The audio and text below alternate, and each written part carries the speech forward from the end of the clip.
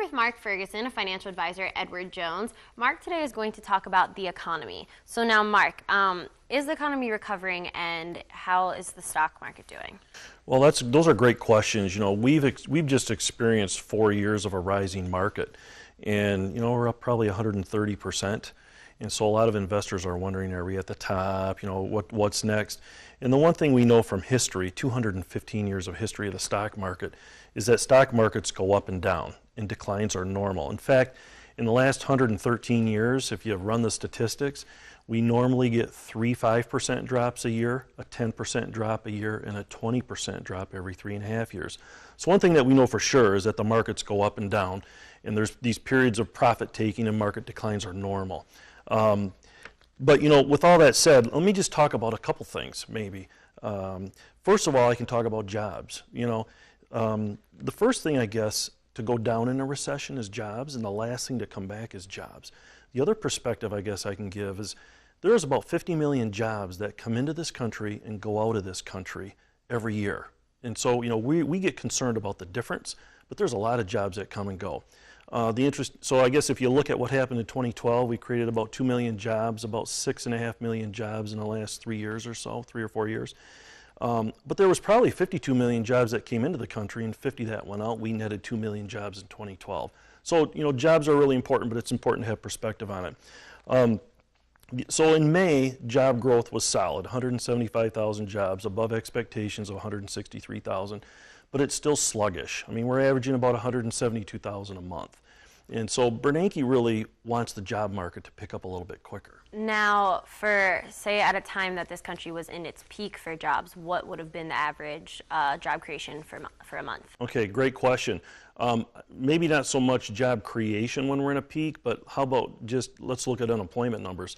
At the peak of the recession, we were at about 10% unemployment. We were at about 7.5% before May. We bumped back up to 7.6. What's normal for jobs or for unemployment numbers is 4.6%. 4.6% unemployment is considered full employment in this country. That's the norm. So Bernanke's trying to get us to 4.6. And what he has said, and we talked about this last Monday morning, is you know, he's looking at raising interest rates, but he's keeping them low because when interest rates are low, people can buy stuff cheaper. It stimulates jobs. And the other thing is when people have jobs, they have paychecks. When they have paychecks, they buy stuff. And that's what drives 70% of our economy. So he's not going to raise interest rates probably until he sees unemployment get down to about 6.5%. That's what he's tied it to. So here we are at 7.6. He wants to get to about 6.5. You know, so he's going to continue with his monetary policy as long as jobs are sluggish. Okay. And how about deficit? Yeah, that's a great question. You know, what about the deficit? I mean, what happened to the deficit worries? That's all we heard about here, you know, a couple years ago. You know, the good news is that we've had 4 years of economic growth, which is, you know, really good. And that has increased tax receipts by about 16% over the last 12 months. Spending cuts have amounted to about 0.6%. And then with sequestration, you know, you're looking at another 2.5% that is required, you know, as of May 19th. So what we're seeing is we're seeing a deficit that has gone from about 10% of GDP and $1 trillion a year down to about 4% of GDP is projected for 2013 and about $642 billion. I mean, those are still really big numbers, but I think the thing that investors need to keep in mind is that we've always carried a deficit, almost always all the time, except maybe in the Clinton era, but generally we always run at a deficit, okay? And the other thing is that as GDP grows, that helps to reduce the deficit. All right, and what about for opportunities today? Well, there's, you know, another great question, and I get asked that all the time. You know, I refer to it as there's a lot of great opportunities in our changing world. You know, we live in a world where the U.S. only represents about 5% of the world's population. There's 6.9 billion people, only about 311 million in the U.S.